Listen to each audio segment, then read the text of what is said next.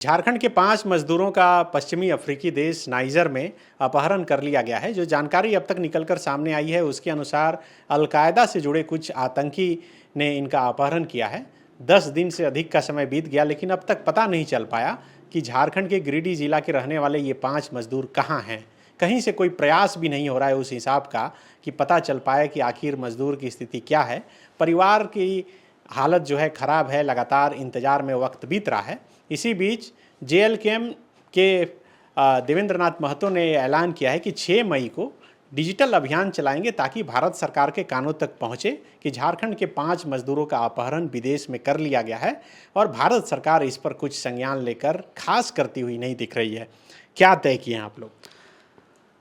जी, कल 6 मई यानी दिन मंगलवार को सुबह 10 बजे से एक्स एप्लीकेशन पर हम लोग डिजिटल महाअभियान चला रहे हैं। और सबसे पहले हम बताना चाहेंगे तमाम दर्शकों को कि हमारा कल का हैशटैग है ब्रिंग बैक झारखंडी वर्कर्स। फिर से हम कैमरामैन से भी रिक्वेस्ट करेंगे कि सामने से जूम करके दिखाएंगे कि हमारा सभी लेटर स्मॉल है और किसी प्रकार का कोई स्पेस नहीं है। और आपके चैनल के माध्यम से हम तमाम आम आवाम से, समस्त देशवासियों से, राज्यवासियों से, सभी संगठन के राजनेता से हम अपील करना चाहेंगे कि यह कल का जो अभियान है यह किसी भी सरकार का, पार्टी का समर्थन और उसके विरोध में नहीं है। यह जो झारखंड प्रदेश के गिरिडीह जिला के बगोदर के जो मुंडरो गांव के उत्तम महतो और दंदलो गांव के संजय महतो, चंद्रिका महतो,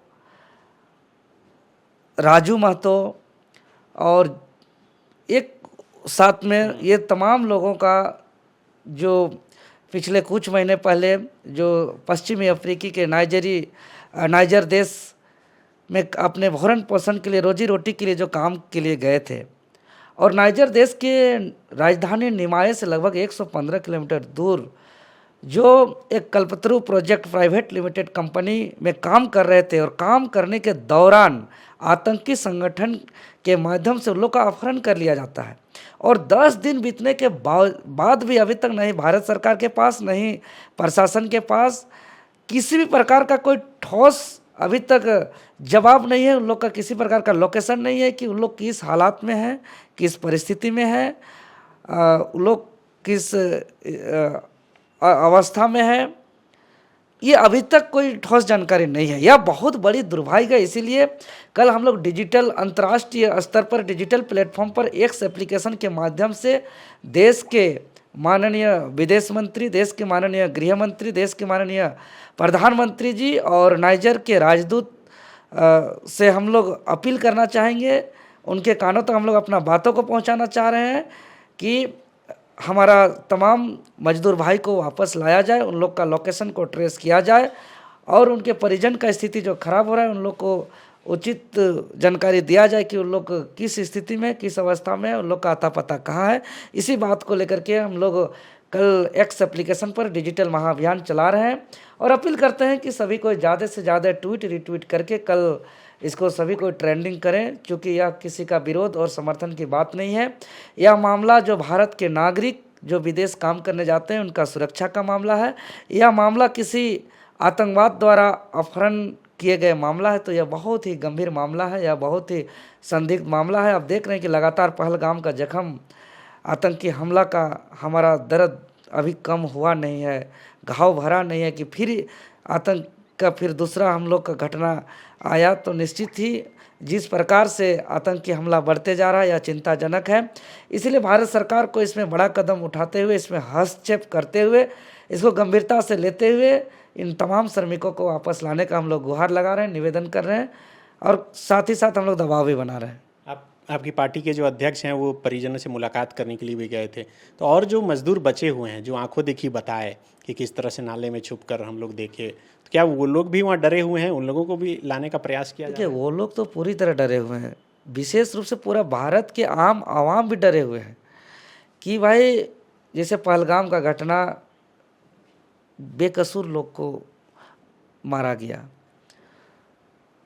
जो नाइजर में जो मजदूर गए थे वो बेकसूर लोग हैं। तो ये तो अलग अलग देश में जो काम कर रहे हैं भारत के नागरिक, चाहे वो अन्य किसी भी देश में हो, वो सभी लोग आज बहुत ही डरे हुए हैं, सहमे हुए हैं, घबराए हुए हैं। साथ ही साथ आम नागरिक भी देश का अब जो सोचते हैं कि जो अपना दूसरा देश में जाकर के कुछ काम करें, अपना रोजी रोटी के लिए कहीं जाने का अवसर भी मिले तो अब जाने में डरने जैसा स्थिति अभी देश के अंदर बनी हुई है। तो बिल्कुल देखिए, कोरोना संकट के बीच भी ये बात निकल कर सामने आई थी कि गिरिडीह जिला से ही सबसे अधिक मजदूर जो है दूसरे प्रदेशों में काम करते हैं। अब विदेश में भी जो मजदूर हैं वो गिरिडीह जिला से भी सबसे अधिक हैं और यही वजह है कि देखिए 5 मजदूर अभी तक लापता हैं और उनका पता नहीं चल पाया है। कल ये डिजिटल अभियान चलेगा, हैशटैग आप भी इस पर ट्वीट कीजिए ताकि भारत सरकार के कानों तक ये आवाज़ पहुँचे।